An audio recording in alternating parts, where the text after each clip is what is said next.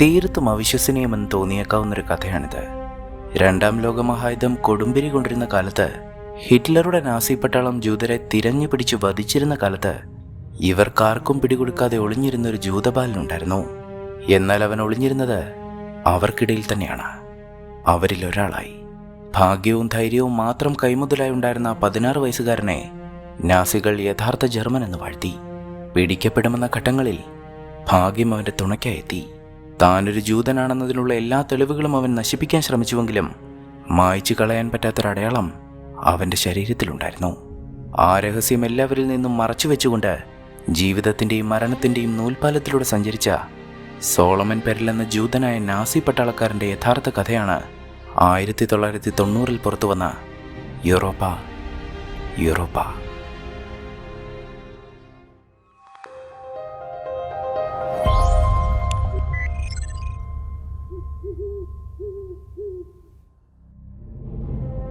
1889 April 20 German ചാൻസലറും ജൂതരുടെ പേടിസ്വപ്നവുമായി മാറിയ Hitler ജനിച്ചത്. പിന്നെയും 36 വർഷങ്ങൾക്ക് ശേഷം മറ്റൊരു ഏപ്രിൽ 20 ജർമ്മനിയിലെ പൈൻ എന്ന കൊച്ചു പട്ടണത്തിൽ ജൂത ദമ്പതികളായ അസ്രിയൽ പെരലിൻ്റെയും റെബേക്ക പെരലിൻ്റെയും 4ാമത്തെ കുട്ടിയായി സോളമൻ ജനിക്കുന്നത്. അച്ഛനും അമ്മയും ജ്യേഷ്ഠന്മാരും ചേച്ചിയും അവനെ സാലി എന്നാണ് വിളിച്ചത്. സാലിക്ക് വെറും 8 വയസ്സുള്ളപ്പോഴാണ് ഹിറ്റ്ലർ ജർമ്മൻ ചാൻസലർ ആവുന്നത്. ഹിറ്റ്ലറുടെ ഭരണത്തിന് കീഴിൽ പിന്നെയും 5 വർഷത്തോളം കടന്നുപോയി. രണ്ടാം ലോകമഹായുദ്ധം പടിവാതിൽക്കൽ എത്തി നിൽക്കുന്നു. ജർമ്മനിയിലാകട്ടെ ജൂതർക്ക് നേരെയുള്ള ആക്രമണവും ബഹിഷ്കരണവും ആരംഭിച്ചു കഴിഞ്ഞിരുന്നു. നാസി അനുകൂലികൾ ജൂതരുടെ വീടുകൾക്ക് പുറത്തും അവരുടെ കച്ചവട സ്ഥാപനങ്ങൾക്ക് പുറത്തും ജൂത അടയാളങ്ങൾ പതിക്കുകയും ആ വീടുകളും സ്ഥാപനങ്ങളും ആക്രമിക്കാനും ആരംഭിച്ചു കഴിഞ്ഞിരുന്നു. അങ്ങനെ ഒരു ആക്രമണത്തിൽ സാലിയുടെ ചേച്ചി ബെർത്ത കൊല്ലപ്പെടുകയും ചെയ്തു. ഇതോടെ അസ്രിയൽ തൻ്റെ കുടുംബത്തെയുമായി തൻ്റെ ജന്മദേശമായ പോളണ്ടിലെ ലോഡ്സിലേക്ക് രക്ഷപ്പെട്ടു. ലോഡ്സിൽ ജീവിതം സമാധാനപരമായിരുന്നു. ജർമ്മനിയിൽ തകർന്നുപോയ തൻ്റെ ചെരുപ്പ് കച്ചവടം അസ്രിയൽ ടോഡ്സിൽ വിജയകരമായി മുന്നോട്ട് കൊണ്ടുപോയി.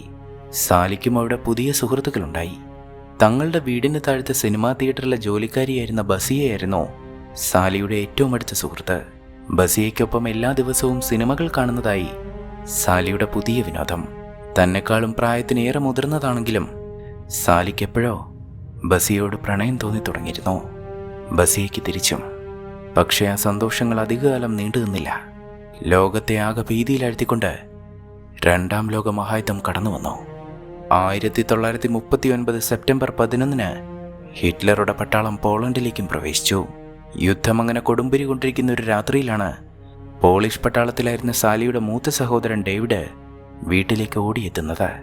ജർമ്മനി യുദ്ധം വിജയിച്ചുകൊണ്ടിരിക്കുകയാണ് എന്നും നാസി സൈന്യം 2 ദിവസത്തിനകം ലോഡ്സിലേക്കും എത്തുമെന്ന് തൻ്റെ കുടുംബത്തെ അറിയിക്കാനാണ് ഡേവിഡ് ഓടിപ്പിടിച്ച് അവിടേക്ക് എത്തിയത്.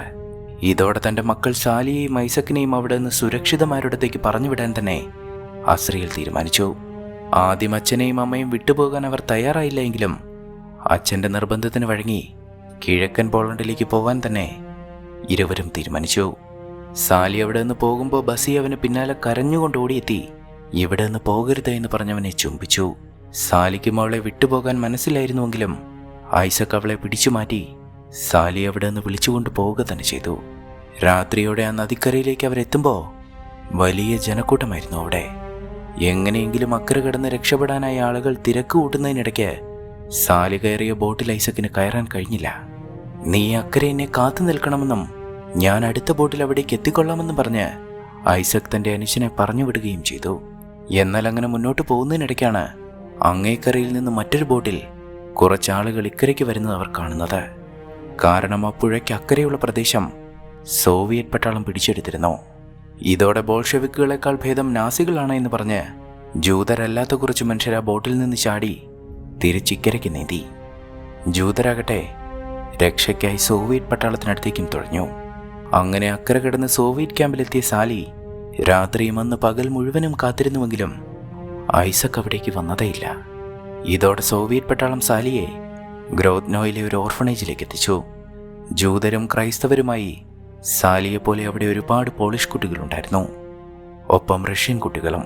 സോവിയറ്റ് അധികാരികൾ അവരെയെല്ലാം തികഞ്ഞ കമ്മ്യൂണിസ്റ്റുകളാക്കാൻ പരിശീലനം നൽകി.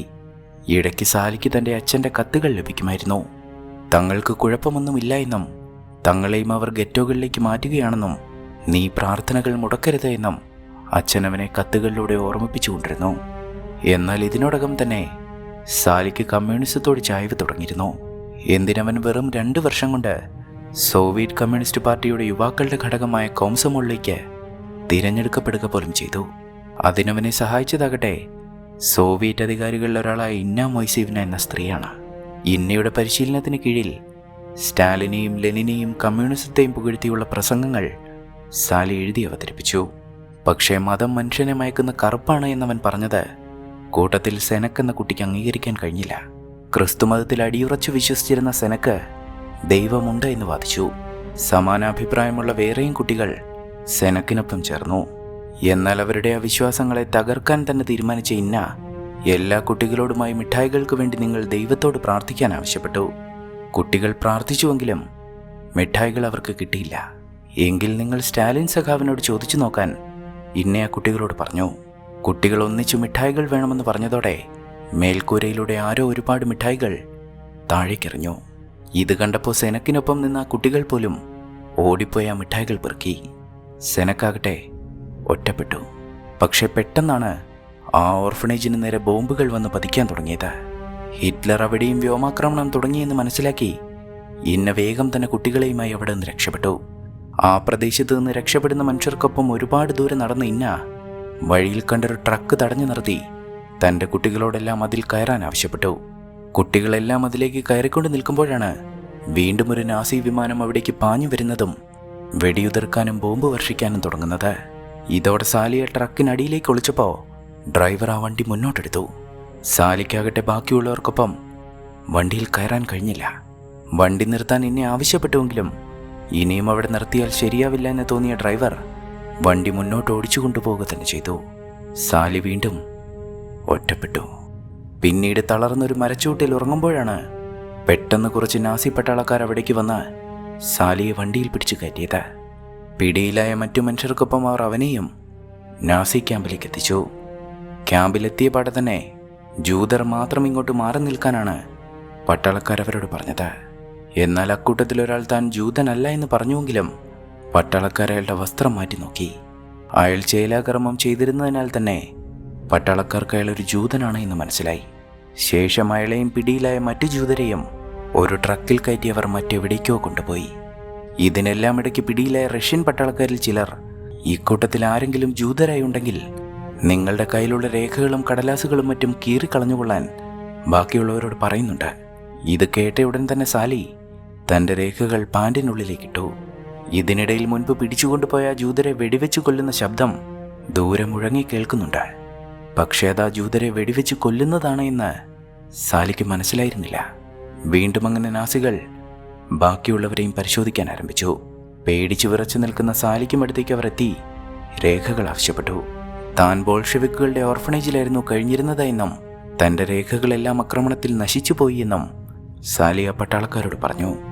അനായാസമായി ജർമ്മൻ ഭാഷ സംസാരിക്കുന്ന സാലി ഒരു ജർമ്മൻകാരനാണെന്ന് മനസ്സിലായതോടെ നീ ഒരു ജൂതനാണോ എന്ന് പട്ടാളക്കാരൻ അവനോട് ചോദിച്ചു. താൻ ജൂതനല്ല എന്നും ഒരു ജർമ്മൻ വംശജനാണ് എന്നും തൻ്റെ പേര് ജോസഫ് പീറ്റേഴ്സ് എന്നാണെന്നും സാലി പറഞ്ഞപ്പോൾ ഭാഗ്യത്തിന് ആ പട്ടാളക്കാരൻ അവൻ്റെ വസ്ത്രം അഴിച്ചു നോക്കിയില്ല. പകരം അയാൾ അവനെ സർജന്റിൻ്റെ അടുത്തേക്ക് കൂട്ടിക്കൊണ്ടുപോയി. സർജന്റും അവനോട് ചോദ്യങ്ങൾ ചോദിക്കാൻ ആരംഭിച്ചു. അച്ഛൻ്റെയും അമ്മയുടെയും പേരൊക്കെ അയാൾ ചോദിച്ചപ്പോൾ ഇവൻ ബോൾഷെവിക്കുകളുടെ ഓർഫണേജിൽ നിന്നാണെന്നല്ലേ പറഞ്ഞത്. ബോൾഷെവിക്കുകൾ ഇവൻ്റെ അച്ഛനെയും അമ്മയും കൊന്നു കളഞ്ഞു കാണുമെന്ന് മറ്റൊരു പട്ടാളക്കാരൻ ആ സർജന്റിനോട് പറഞ്ഞു. ഇതോടെ അയാൾ സാലിയെ ആശ്വസിപ്പിച്ചു. വിഷമിക്കേണ്ട കുട്ടി, നമ്മൾ ഇതിനെല്ലാം പ്രതികാരം ചെയ്യും. എന്നാലും അയാൾ അങ്ങനെ വിട്ടുകൊടുത്തില്ല. വീണ്ടും അയാൾ അവൻ്റെ രേഖകളെക്കുറിച്ച് ചോദിച്ചുകൊണ്ട് നിൽക്കുമ്പോഴാണ് പെട്ടെന്ന് അവിടെ എന്തോ പ്രശ്നമുണ്ടാകുന്നത്. ക്യാമ്പിലേക്ക് പിടിച്ചുകൊണ്ടുവന്ന കുറച്ച് സോവിയറ്റ് പട്ടാളക്കാർ പേര് വെളിപ്പെടുത്താൻ തയ്യാറാവുന്നുണ്ടായിരുന്നില്ല. മാത്രമല്ല അവർ സംസാരിച്ചിരുന്നതും അവരുടെ രേഖകളും റഷ്യൻ ഭാഷയിലായിരുന്നു. ആ സമയത്ത് അവിടെ റഷ്യൻ ഭാഷ അറിയാവുന്ന ഒരേ ഒരു ജർമ്മൻകാരൻ സാലി മാത്രമായിരുന്നു. ഇതോടെ നാസികൾ സോവിയറ്റ് പട്ടാളക്കാർ പറയുന്നത് എന്താണെന്ന് തർജ്ജമ ചെയ്യാൻ സാലിയോട് ആവശ്യപ്പെട്ടു. എന്നെ തൊട്ടാൽ നിങ്ങൾ വലിയ വില കൊടുക്കേണ്ടി വരുമെന്നായിരുന്നു ആ സോവിയറ്റ് പട്ടാളക്കാരൻ പറഞ്ഞത്. കാരണം അയാൾ ജോസഫ് സ്റ്റാലിൻ്റെ മകൻ യാക്കോവ് ഷുഗിഷ്വിലി ആയിരുന്നു. അയാളുടെ ആ പേരും വിവരങ്ങളും സാലി അവർക്ക് വായിച്ചു കൊടുത്തപ്പോൾ നാസി പട്ടാളക്കാർക്ക് സന്തോഷം അടക്കാൻ കഴിഞ്ഞില്ല.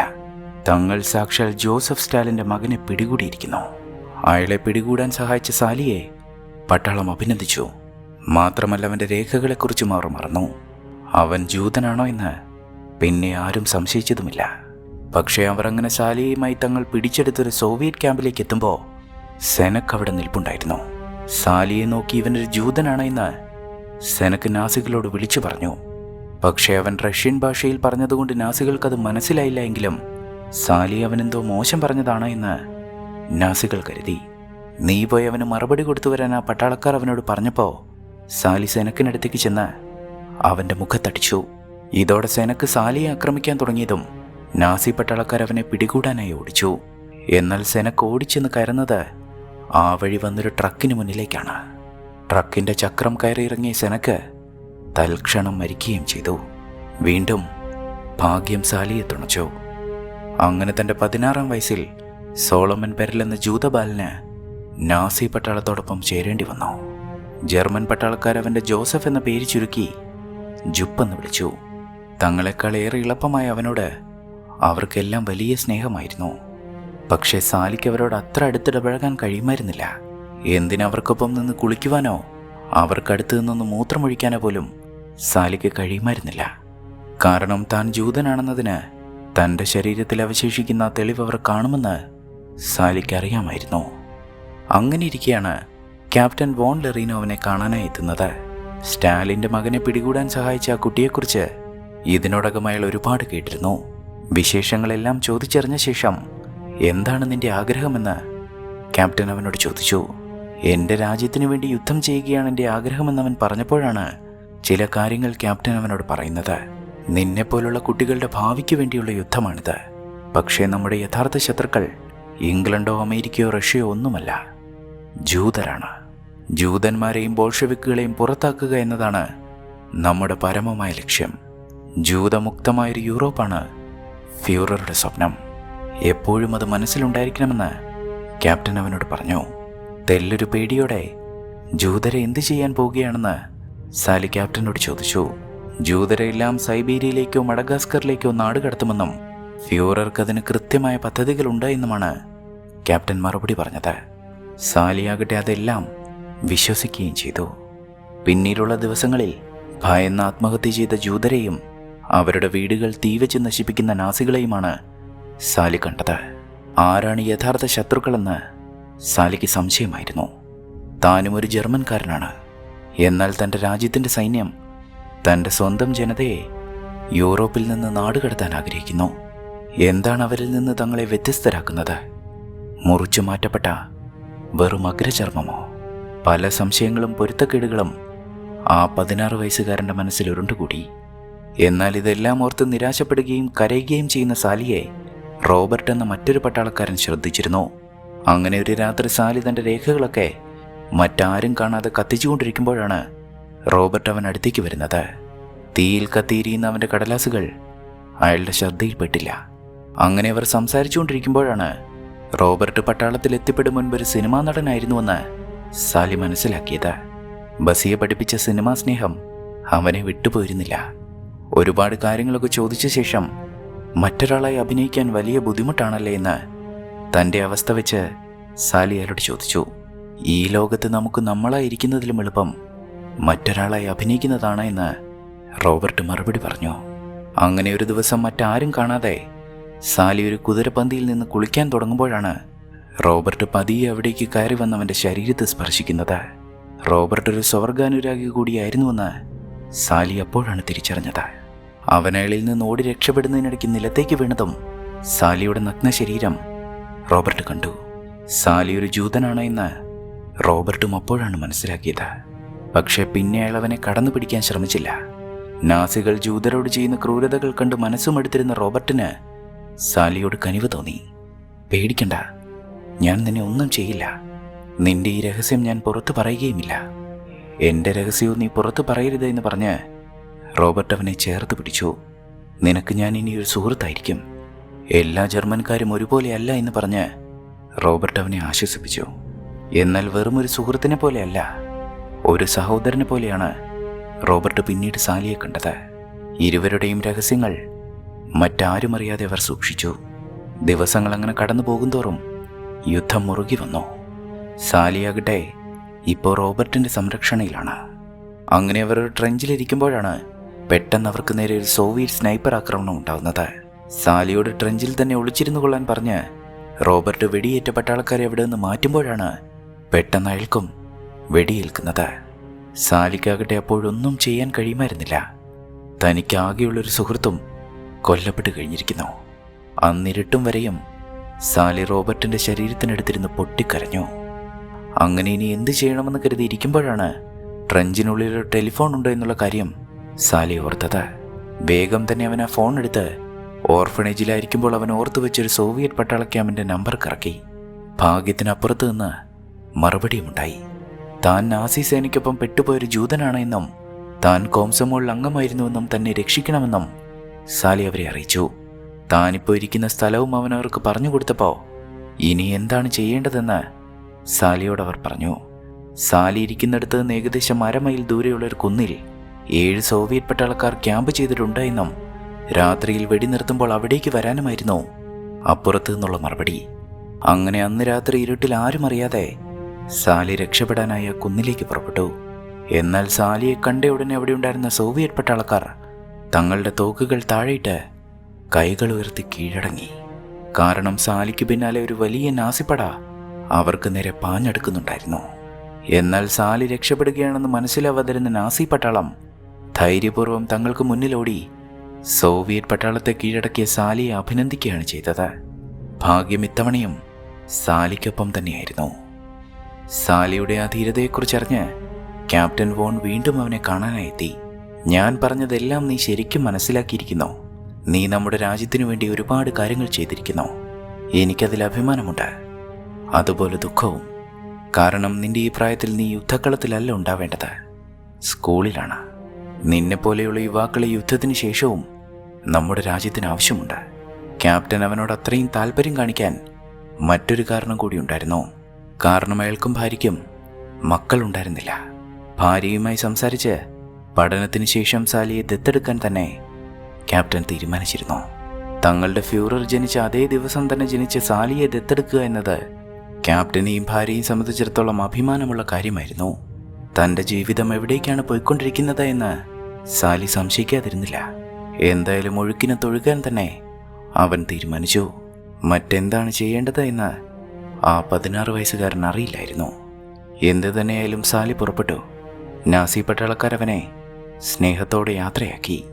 ബ്രോൺഷ്വേഗിലെ ഹിറ്റ്ലർ യൂത്ത് അക്കാദമിയിലേക്കുള്ള യാത്രയിൽ സാലിക്കൊപ്പം ക്യാപ്റ്റൻ വോണിൻ്റെ ഭാര്യയും ഉണ്ടായിരുന്നു. ആ യാത്രയിൽ അവനൊന്നും ഭയക്കാനുമുണ്ടായിരുന്നില്ല. കാരണം പട്ടാളം അവന് ജോസഫ് പീറ്റേഴ്സ് എന്ന പേരിൽ താൽക്കാലിക രേഖകളും നൽകിയിരുന്നു. അങ്ങനെ ഒരു രാത്രി നീണ്ട യാത്രയ്ക്ക് ശേഷം അവർ ബ്രോൺഷ്വേഗ് അക്കാദമിയിലേക്കെത്തി. കമാൻഡർ ഏൺസ്റ്റ് സാലി അവൻ്റെ പുതിയ സഹപാഠികൾക്ക് പരിചയപ്പെടുത്തി. കുട്ടികളെല്ലാം അവനെ വലിയ ആരാധനയോടെയാണ് നോക്കിക്കണ്ടത്. സാധാരണ അക്കാദമിയിൽ പഠിച്ചിറങ്ങിയ ശേഷമാണ് പട്ടാളത്തിൽ സേവനം ചെയ്യാൻ കഴിയുക. എന്നാൽ ജോസഫ് പീറ്റേഴ്സ് ഇതാ പട്ടാളത്തിൽ തൻ്റെ വിലപ്പെട്ട സേവനങ്ങൾ നൽകിയ ശേഷമാണ് പഠനത്തിനായി എത്തിയിരിക്കുന്നത്. കുട്ടികളോടെല്ലാം സാലിയുടെ സേവനങ്ങൾ ഓരോന്നും കുറച്ച് അതിശയോക്തി കലർത്തി തന്നെ കമാൻഡർ വിവരിച്ചു. ജോസഫ് പീറ്റേഴ്സ് സേനയുടെ അഭിമാനമാണെന്നും അയാളൊരു യഥാർത്ഥ ജർമ്മനാണ് എന്നും കമാൻഡർ ആ കുട്ടികളെ ഓർമ്മിപ്പിച്ചുകൊണ്ടിരുന്നു. ശേഷം ഹിറ്റ്ലർ പ്രതിമയ്ക്ക് മുന്നിലെ പ്രതിജ്ഞ കഴിഞ്ഞ് കുട്ടികൾ പല വഴിക്ക് പിരിഞ്ഞു. പക്ഷേ ആ സ്കൂൾ അങ്കണത്തിൽ മുഴങ്ങിക്കേട്ടിരുന്ന ആ പാട്ടിലെ വരികൾ സാലി അപ്പോഴാണ് ശ്രദ്ധിക്കുന്നത്. ജൂതരുടെ രക്തത്തിലും മാംസത്തിലും കുത്തിയിറക്കാൻ നിങ്ങളുടെ കഠാരകൾക്ക് മൂർച്ച കൂട്ടുവിനെന്നായിരുന്നു ആ പാട്ടിലെ വരികൾ. പെട്ടെന്ന് തൻ്റെ കുടുംബത്തിൻ്റെ മുഖമാണ് സാലിയുടെ മനസ്സിൽ മിന്നിമറഞ്ഞത്. ഇതെല്ലാം കേട്ട് രക്തം മരവിച്ച് നിൽക്കുന്ന സാലിയെ അവിടെ ഉണ്ടായിരുന്ന ഒരു ഉദ്യോഗസ്ഥനെ ഏൽപ്പിക്കുന്നത് ഗർദ് എന്ന കുട്ടിയെയാണ്. ഗർദിൻ്റെ മുറിയിൽ തന്നെയായിരുന്നു സാലിക്കും താമസമൊരുക്കിയിരുന്നത്. പുതിയ താമസ സ്ഥലത്തേക്ക് എത്തിയ ഉടൻ തന്നെ സാലി പരിശോധിക്കുന്നത് കുളിമുറിയും വസ്ത്രം മാറുന്ന സ്ഥലങ്ങളുമാണ്. അവിടെയെല്ലാം വേണ്ടത്ര മറകളുണ്ടെന്നും വാതിലുകൾക്ക് കൊളുത്തുകളുണ്ടെന്നും കുട്ടികൾ ഒന്നിച്ചല്ല കുളിക്കുന്നത് എന്നും സാലി ഉറപ്പുവരുത്തി. പിന്നീട് ഭക്ഷണം കഴിക്കാനായി ആ വലിയ ഹാളിലേക്ക് എത്തിയപ്പോഴും അവിടെ ഉണ്ടായിരുന്ന കുട്ടികൾ സാലിക്ക് നിറഞ്ഞ സ്വീകരണം നൽകി. ആൺകുട്ടികളെല്ലാം അവനെ അഭിമാനത്തോടെയും ബഹുമാനത്തോടെയുമാണ് നോക്കിയത്. പെൺകുട്ടികളാകട്ടെ സ്നേഹത്തോടെയും തെല്ലൊരു നാണത്തോടെയും. നിങ്ങളുടെ കഥകളെല്ലാം ഞാൻ കേട്ടിട്ടുണ്ടെന്ന് ലെനി എന്നൊരു പെൺകുട്ടി അവനോട് വന്ന് പറയുന്നുണ്ട്. എന്തുകൊണ്ടും താൻ വന്നുപെട്ടിരിക്കുന്ന ഒരു നല്ല സ്ഥലത്താണ് എന്ന് സാലി ഉറപ്പിച്ചു. പക്ഷെ അത് എത്ര കാലം അങ്ങനെ തുടരുമെന്നായിരുന്നു സാലിയുടെ സംശയം. അങ്ങനെ സാലിയും മറ്റു കുട്ടികൾക്കൊപ്പം പഠനവും പരിശീലനവും ആരംഭിച്ചു. ക്ലാസ്സിലേക്ക് അധ്യാപകർ വന്നാൽ ആദ്യം പഠിപ്പിക്കുന്നത് ജൂതരെ എങ്ങനെ തിരിച്ചറിയാമെന്നായിരുന്നു. വീതി കൂടിയ നെറ്റിയും നീണ്ടു കൂർത്ത മൂക്കുകളും പരന്ന തലയുമുള്ള ജൂതരെക്കുറിച്ച് അധ്യാപകൻ പറയുമ്പോൾ കുട്ടികൾ വെറുപ്പും അവജ്ഞയും കലർന്ന ശബ്ദമുണ്ടാക്കി. സാലിയാകട്ടെ ഒന്നും മിണ്ടാതെ അവർക്ക് നടുവിൽ വീർപ്പ് മുട്ടിയിരുന്നു. കുരങ്ങന്മാരെ പോലെ കൂനി നടക്കുന്ന ഇക്കൂട്ടരൊരു അവസരം ലഭിച്ചാൽ നിങ്ങളുടെ കഴുത്ത് ഞെരിച്ച് നിങ്ങളെ കൊല്ലാൻ പോലും മടിക്കില്ല എന്ന് ആ അധ്യാപകൻ ആ കുട്ടികൾക്ക് പറഞ്ഞു കൊടുത്തു. എന്നാൽ നമ്മൾ ആര്യന്മാരങ്ങനെയല്ല. ഭൂമിയിലെ ഏറ്റവും ഉത്തമമായ സൃഷ്ടിയാണ് നമ്മൾ. ഈ ലോകം തന്നെ ഭരിക്കാൻ അർഹതയുള്ളവർ. കാഴ്ചയിൽ പോലും നമ്മൾ ജൂതരെക്കാൾ എത്രയോ മികച്ചവരാണ് എന്ന് പറഞ്ഞ് ഉത്തമനായ ഒരു ആര്യന്റെ ശരീരഘടന കുട്ടികൾക്ക് കാണിച്ചു കൊടുക്കാനായി ആ അധ്യാപകൻ മുന്നിലേക്ക് വിളിക്കുന്നത് സാലിയെയാണ്. അയാൾ അവന്റെ ശരീരഘടന പരിശോധിച്ചു തുടങ്ങിയപ്പോൾ താനൊരു ജൂതനാണെന്ന് അയാൾ തിരിച്ചറിയാൻ പോവുകയാണ് എന്ന് സാലി ഭയന്നു. സാലിയുടെ മുഖത്തിന്റെ അളവുകൾ എടുത്തുകൊണ്ട് ആ അധ്യാപകൻ ആ കുട്ടികളോടായി പറഞ്ഞു തുടങ്ങി. നമ്മുടെ പൂർവികർ കിഴക്കൻ ബെൽറ്റിക് വംശങ്ങൾ പോലെ മറ്റു പല വംശങ്ങളുമായി സമ്പർക്കം പുലർത്തിയിരുന്നതിനാൽ നമ്മുടെ ശരീരഘടനയിൽ ചെറിയ ചില മാറ്റങ്ങൾ വന്നിട്ടുണ്ടാവുക സ്വാഭാവികമാണ്.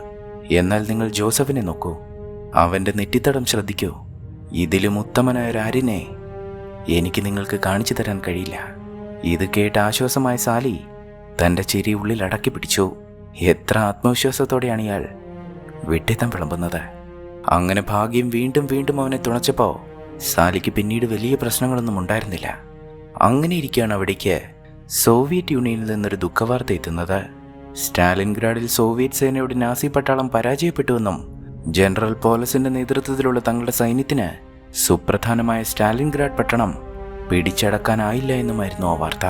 വാർത്ത കേട്ട് മറ്റുള്ള കുട്ടികൾ കരയാൻ തുടങ്ങിയപ്പോൾ അതിൽ ദുഃഖിക്കണോ സന്തോഷിക്കണോ എന്ന് സാലിക്ക് അറിയില്ലായിരുന്നു. എങ്കിലും അവൻ ആ കുട്ടികളുടെ ദുഃഖത്തിൽ പങ്കുചേരുക തന്നെ ചെയ്തു. അവൻ ആ കുട്ടികൾക്കൊപ്പം മരിച്ചു വീണ നാസി പട്ടാളക്കാർക്ക് അഭിവാദ്യം അറിയിച്ചു.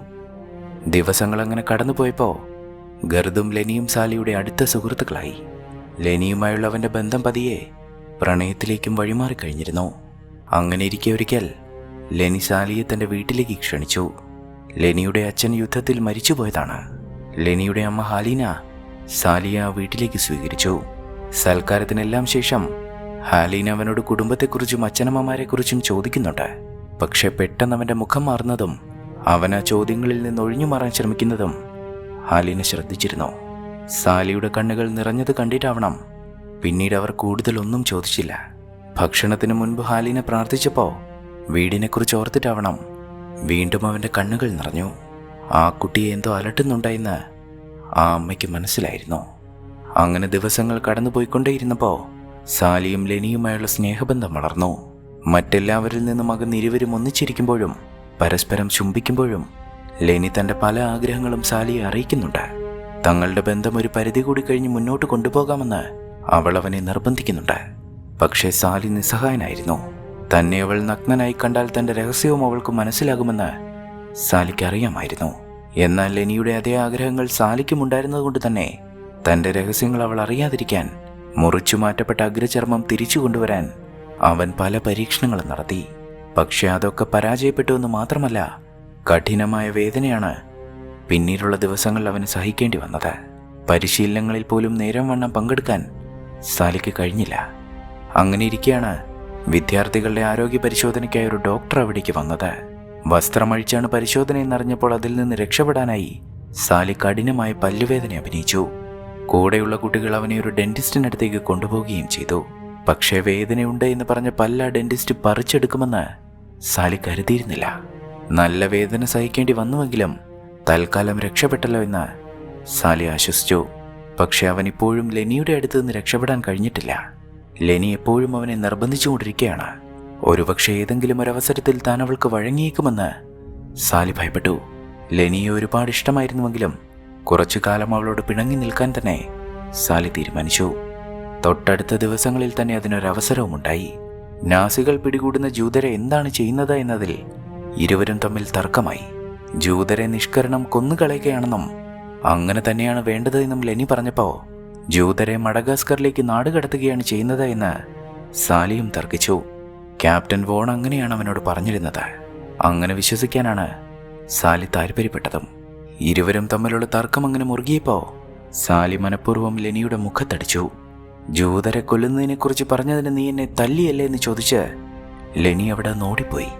ലെനിയെ പിണക്കിയതിൽ വലിയ വിഷമം ഉണ്ടായിരുന്നുവെങ്കിലും മറ്റൊരു തരത്തിൽ സാലിക്കതൊരാശ്വാസമായിരുന്നു.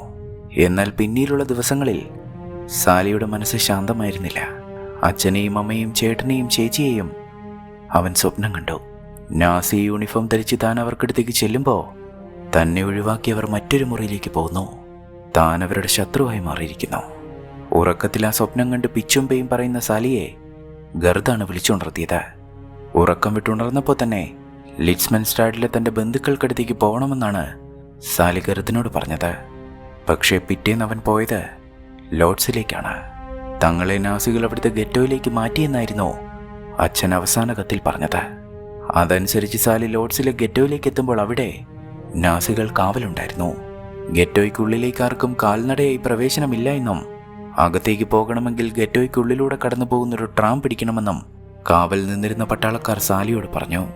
പട്ടാളക്കാർ പറഞ്ഞതനുസരിച്ച് സാലി അടുത്ത ട്രാമിൽ തന്നെ കയറി ഗെറ്റോയ്ക്കുള്ളിലേക്ക് പ്രവേശിച്ചു. പക്ഷേ ആ ട്രാമിൻ്റെ ജനാലകളാകെ വെള്ള പെയിന്റ് പൂശി മറച്ചിരുന്നു.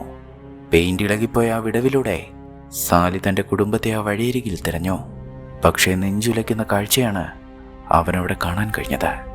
ആവശ്യത്തിന് ഭക്ഷണമോ വെള്ളമോ ഇല്ലാതെ ജൂതരെ കൂട്ടമായി പാർപ്പിച്ചിരിക്കുന്ന ഗെറ്റോയിലെ ജീവിതം വളരെ വേദനിപ്പിക്കുന്നതായിരുന്നു. ചില ആളുകൾ ഭ്രാന്ത് കയറി നടക്കുന്നു. ചിലർ ഭക്ഷണത്തിനായി വഴിയരികിൽ യാചിക്കുന്നു. മറ്റു ചിലരാകട്ടെ പ്രതീക്ഷയേറ്റ് നിർവികാരരായി നിശ്ചലരായി ആ വഴിയരികിലിരിക്കുന്നു. തൻ്റെ കുടുംബത്തെ കണ്ടെത്താൻ കഴിയണമേ എന്നും എന്നാൽ അവർ ഈ നരകത്തിലുണ്ടായിരിക്കരുതേ എന്നും സാലി ആഗ്രഹിച്ചു പോയി. പക്ഷേ പെട്ടെന്നാണ് തൻ്റെ അമ്മയെന്ന് തോന്നിക്കുന്ന ഒരു സ്ത്രീ ഒരു കെട്ടിടത്തിനുള്ളിലേക്ക് പ്രവേശിക്കുന്നത് അവൻ കാണുന്നത്. വേഗം തന്നെ അവൻ ആ ജനൽ തുറക്കാൻ ശ്രമിച്ചുവെങ്കിലും ഗെറ്റോയ്ക്കുള്ളിൽ വെച്ച് ജനൽ തുറക്കാൻ പാടില്ല എന്ന് ട്രാമിലുണ്ടായിരുന്നൊരു മനുഷ്യൻ അവനോട് പറഞ്ഞു. ട്രാമാകട്ടെ ഗെറ്റോയ്ക്കുള്ളിൽ നിർത്തുമായിരുന്നുമില്ല. മനുഷ്യർ പുറത്തു നിന്ന് അകത്തേക്കോ അകത്തു നിന്ന് പുറത്തേക്കോ പോവാതിരിക്കാൻ വേണ്ടിയായിരുന്നു അത്. വീണ്ടും സാലി ഒരുപാട് തവണ ട്രാമിൽ കയറി അങ്ങോട്ടും ഇങ്ങോട്ടും സഞ്ചരിച്ചുവെങ്കിലും തൻ്റെ കുടുംബത്തിൽ ആരെയും അവന് കണ്ടെത്താൻ കഴിഞ്ഞില്ല. മുൻപ് കണ്ട ആ സ്ത്രീയെയും പിന്നീട് അവൻ കണ്ടില്ല. വീണ്ടും അങ്ങനെ ദിവസങ്ങൾ ഒരുപാട് കഴിഞ്ഞുപോയി. അക്കാഡമിയിലെ പരിശീലനവും പഠനവും എല്ലാം തുടർന്നുകൊണ്ടിരിക്കുമ്പോഴും സാലിക്ക് സമാധാനം ലഭിച്ചില്ല. തൻ്റെ കുടുംബം എവിടെയായിരിക്കുമെന്ന ചോദ്യം അവനെ അലട്ടിക്കൊണ്ടിരുന്നു. അങ്ങനെ ഒരിക്കൽ സാലി ലെനിയെ കാണാനായി അവളുടെ വീട്ടിലേക്കെത്തി. എന്നാൽ ലെനി അവിടെ ഇല്ല എന്ന് മനസ്സിലാക്കി തിരിച്ചു പോകാൻ തുടങ്ങിയ സാലിയെ ഹാലീനെ അകത്തേക്ക് വിളിച്ചു. ലെനിയെക്കുറിച്ച് തന്നെയായിരുന്നു അവർക്ക് പറയാനുണ്ടായിരുന്നത്. ലെനി ഇപ്പോൾ ഇവിടേക്ക് വരാറില്ല എന്നും അവൾ ഗർഭിണിയാണ് എന്നും അവർ പറഞ്ഞപ്പോൾ സാലിയുടെ നെഞ്ചു പിടഞ്ഞു. തന്നോട് പിണങ്ങിയതിൽ പിന്നെ അവൾ ഗർദിനൊപ്പമായിരുന്നുവെന്ന് സാലിക്ക് അറിയാമായിരുന്നു. ഗർദ് ഒരു ഇറ്റാലിയനാണ്. അപ്പോഴവർക്കുണ്ടാകുന്ന കുട്ടി ജർമ്മൻ രക്തമായിരിക്കില്ല എന്നാണ് അവൾ പറയുന്നത്. ജർമ്മൻ സ്ത്രീകൾ തങ്ങളുടെ കുട്ടികളെ ഫ്യൂറർക്ക് സമർപ്പിക്കുന്നതിനെക്കുറിച്ച് അവൾ എവിടെയോ വായിച്ചിരിക്കുന്നു. എൻ്റെ മകൾ ജർമ്മൻ രക്തമല്ലാത്ത അവളുടെ കുട്ടിയെയും ഫ്യൂറർക്ക് സമർപ്പിക്കാൻ പോവുകയാണെന്നാണ് ഞാൻ അറിഞ്ഞത്. ഇതെല്ലാം കേട്ട് നിരാശനായി നിൽക്കുന്ന സാലിയെ ഹാലീനെ ആശ്വസിപ്പിക്കാൻ എത്തിയെങ്കിലും അവർക്കതിന് കഴിഞ്ഞില്ല. തൻ്റെ മകൾക്ക് ഇത്തരം ഭ്രാന്തമായ ആശയങ്ങൾ എവിടെ നിന്ന് കിട്ടിയെന്ന് ആ അമ്മയ്ക്ക് അറിയില്ലായിരുന്നു.